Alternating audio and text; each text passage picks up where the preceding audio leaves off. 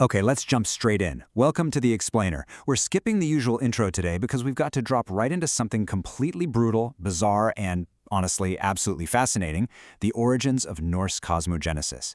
You know, when we think about creation myths, we usually picture some divine architect, right? Somebody carefully molding the world out of clay, or maybe speaking it into existence. While the ancient Norse worldview, yeah, it was profoundly different. Creation for them wasn't a peaceful little sculpting session. It was literally a cosmic autopsy. So today we're tracing the myth of Ymir. He's the primeval ancestor of the giants, and his incredibly violent death is what literally built the world we live in. Listen to how the Voluspa, that's our really central poem in the Poetic Edda, sets the scene. Of old was the age when Ymir lived. Sea nor cool waves nor sand there were. Earth had not been, nor heaven above, but a yawning gap and grass nowhere. It paints this incredibly cinematic picture of absolute emptiness, doesn't it? Just total bleakness. No sand, no sea, no earth, no heaven above. Just this terrifying, yawning gap. The Norse didn't kick off their universe with a beautiful, lush garden. They started it with an absolute, terrifying void. And that yawning gap actually has a name. It's called Ginnungagap. It was this grassless, purely chaotic chasm right in the dead center of existence. But here's the thing, it wasn't entirely empty. Down to the south you had Muspel, which was this glowing, furious region of intense heat and flying sparks. And then up to the north was Niflheim, a totally grim realm of freezing ice and frozen rivers. Now for ages, these two extremes kept pushing inward toward each other, until, right in the middle of Ginnungagap, the blistering sparks of fire finally smashed into the freezing rime from those icy rivers. The intense heat thawed the ice, it started to drip, and from those elemental drops, creation actually began. So how exactly does this build? Let's move into Section 1, Birth of the Ancestor, formed from ice. The really crucial detail here is what exactly was in those icy drops. The ancient texts are super specific. They tell us about something called iter. Basically, it's a yeasty, poisonous venom that flowed out of those icy Elivagar rivers. As this incredibly toxic sludge froze and then thawed back out from the heat of Muspel, it actually took the shape of a man, and that was Ymir. Now, it's absolutely vital to understand here. Ymir was not a god, not at all. He was this elemental being born purely out of venom and harsh, extreme temperatures. He was the progenitor, the ultimate ancestor of all the Jötnar, which are the beings we usually call giants or Frosthursar today. And because he's this elemental venom being, Ymir's method of reproduction was, well, profoundly strange and completely asexual. Picture this. As this massive being slept, he started to sweat. And from the sweat of his left and right armpits, a male and a female literally grew right out of him. At the exact same time, his left leg and right leg somehow mated with one another and produced this terrifying six-headed son. I mean, it's a bizarre lineage for sure, but it completely cements his status as the ancestor of all the Jötnar. Life was literally just oozing right out of him. But, okay, how do we actually get from a sweaty, primordial void monster to the actual world we live in? That brings us to Section 2, Forging the World, a violent climax. All right, enter the gods. You've got the brothers Odin, Vili, and Ve. They were the grandsons of an early being named Buri, and they decide to attack and slaughter Ymir. And this assassination was brutal. Ymir's body was so unfathomably massive that his wounds unleashed an apocalyptic flood of blood. We aren't just talking about a murder here. This was a literal extinction event. The surging oceans of Ymir's blood drowned almost the entire Jötnar race. Only two managed to escape on a wooden structure, and they're the ones who eventually repopulated their kind. And this is where things get brilliantly wild, illustrating the whole core of our explainer today.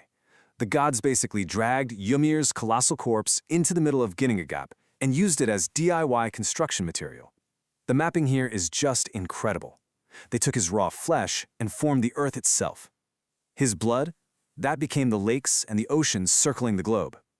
They took his shattered bones, his teeth, his jaws, and ground them down to create the mountains, the rocks, and the scree. They even used his hair to grow trees and plants. Then, they hoisted his massive skull high up above the earth to act as the dome of the sky. And for the final touch, they tossed his brains up into the air to create those heavy, brooding clouds. It's just an incredibly visceral, vivid mapping of a corpse directly onto a planet. But the gods weren't quite finished yet.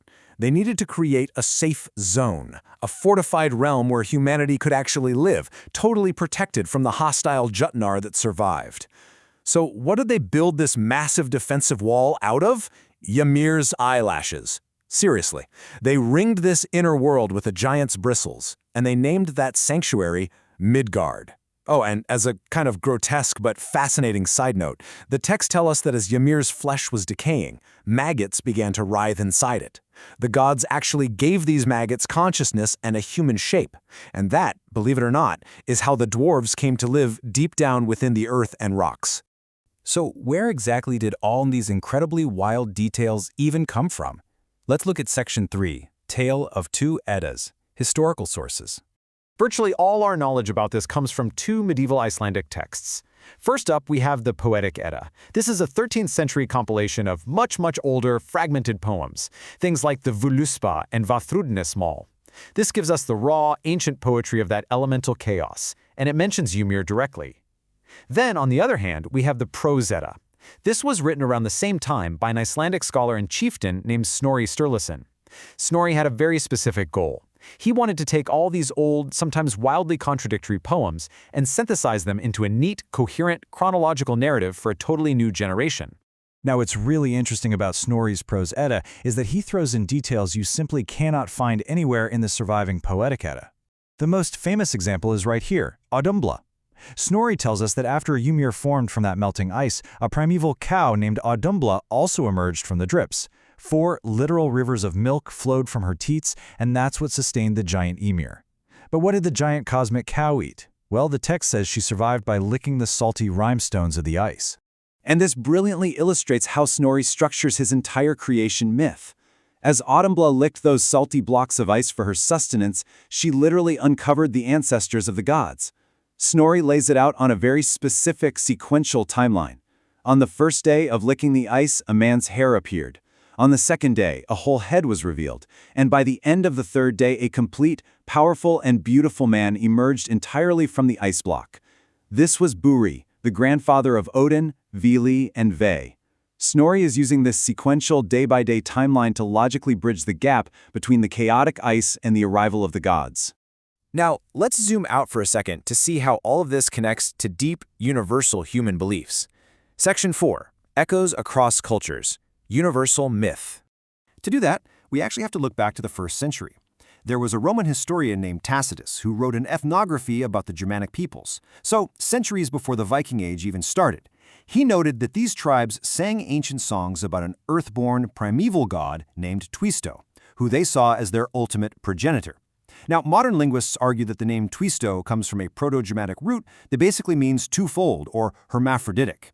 That maps absolutely perfectly onto Ymir, our asexual being who reproduced entirely from himself. It's solid proof that the cultural DNA of this myth is incredibly ancient. But we can go back even further than that. Comparative mythologists have actually realized that Ymir is a survival of a massive Proto-Indo-European motif that literally spans continents. Just look at the parallels here. In the Old Irish Tainbo Coilinge, a dissected bull forms the local geography. Over in Ovid's Roman Metamorphoses, the Titan Atlas has his bones turned to stone and his hair into forests. In the 9th century Persian text Shekend Gumanik Vizar, the malevolent being Kuni has his skin ripped off to become the sky. And in the ancient Vedic Purusha Sukta from India, the primeval man Purusha is sacrificed to form the earth, the sun, and the wind. Across thousands of miles and thousands of years, the exact same equation remains. Flesh equals earth, bone equals stone, skull equals sky. Which honestly brings us to a really profound psychological question. Why? Why do so many distinct ancient cultures share this deeply ingrained belief that creation fundamentally requires profound destruction? I mean, why couldn't the gods just build the world from scratch? Why did someone or something have to be brutally sacrificed and dismembered first? Scholars D.Q. Adams and J.P. Mallory provide a really fascinating answer to this. They suggest that for our ancient ancestors, sacrifice wasn't just mindless gore. The act of sacrifice was actually seen as a recreation of the universe itself. They write that elements were being continuously recycled. So Ymir's cosmic autopsy wasn't just a murder, it was the ultimate act of returning material stuff back to the world to make it usable again. The Norse myth of Ymir kind of forces us to look at the mountains not just as rocks, but as ancient bones. To look at the clouds not just as water vapor, but as scattered thoughts. It makes us reconsider the very ground we walk on. So was the universe created, or was it just relentlessly, violently recycled? I'll leave you to think about that one. Thanks for joining me on today's Explainer.